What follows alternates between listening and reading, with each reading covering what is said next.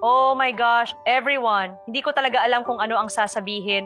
Binaha ng bagyong Wipa kahapon ang buong bodega ng pressure cooker namin ni Marvin.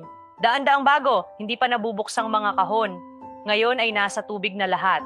Kung hindi natin ito ilalabas ng mabilis, ito ay isang kabuuang kawalan. Wala tayong choice, kundi bawasan ng 80% ang presyo hanggang ₱999 na piso na lang at may libreng pagpapadala sa buong bansa. Umaasa lang kami na maibalik kahit paano ang puhunan at hindi na kailangang itapon ang mga produktong nasa mabuting kondisyon pa rin. Hindi ito isang ordinaryong palayok lahat. Ito ay isang 4 na layer na bakal na kaldero, lubhang hindi malagkit. Mabilis magluto, nagpapanatili ng init ng pantay-pantay.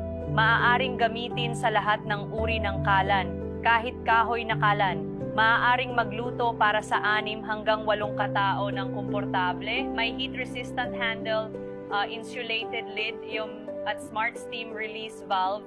Tinitiyak ang ganap na kaligtasan. Isang produkto na talagang nararapat na nasa bawat kusina. Pero ang ₱999 na piso na promo na ito ay dahil lang sa trahedya. Ipinadala lang namin ang mga produkto na may kaunting pinsala sa panlabas na karton. At itinapon na namin ang lahat ng sira sa loob. Bukas ang deadline.